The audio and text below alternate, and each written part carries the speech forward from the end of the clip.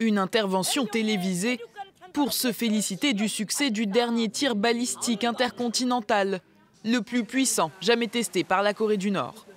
Le missile Hwasong-15 a atteint la plus haute altitude des tirs effectués par Pyongyang à ce jour, parcourant quelques 1000 km avant de s'abîmer au large des côtes japonaises. Selon la Corée du Nord, il pourrait mettre la totalité du continent américain à sa portée. Après le tir, Donald Trump a immédiatement réagi. Ce que nous pouvons vous dire, c'est que nous allons nous en occuper. Le général Mattis est présent parmi nous et nous en avons longuement discuté. Nous allons gérer cette situation. Du côté de la Corée du Sud, le ton s'est voulu menaçant envers les Nord-Coréens.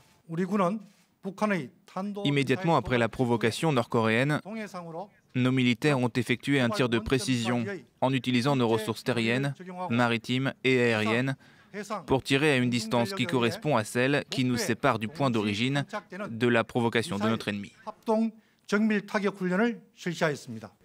Cet énième tir nord-coréen intervient seulement 8 jours après la décision de Washington de réinscrire le pays sur la liste des États soutenant le terrorisme. Un geste qualifié de grave provocation par Kim Jong-un. Ce tir de missile intervient aussi 2 semaines après le retour de Donald Trump de sa tournée en Asie, dominée par la question nord-coréenne.